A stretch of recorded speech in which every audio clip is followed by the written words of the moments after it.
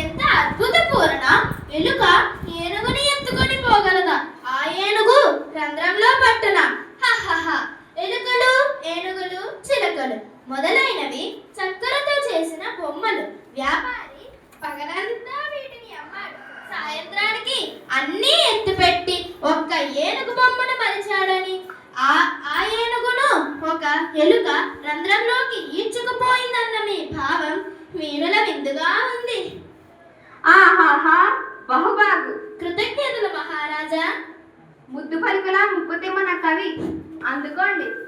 గాడిద ఏడ్చేం గదన్న గణ సంపన్న, గాడిద ఏడ్చేం గదన్న గణ సంపన్న.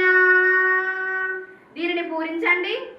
రాజశేఖర, మానవులు ఆడిన మాటను తప్పేవారు కొందరుంటే జంతువులతోనే దానిని చూడలేరు. అయినా దైవకృపతో పూరించడం.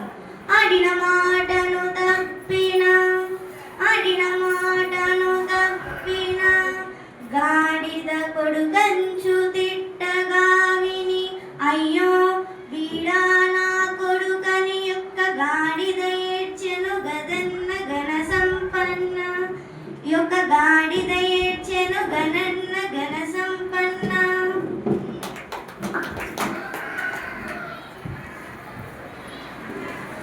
ఏడ్చిందని చెప్పారు.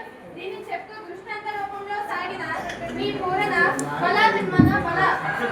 లోకరీతిని భీతి లేకుండా పలికారు. ఇప్పుడు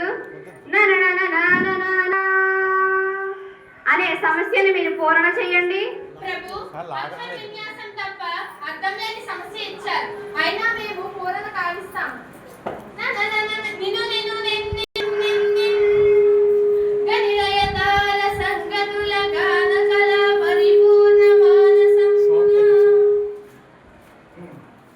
సౌండ్ ఆ మైక్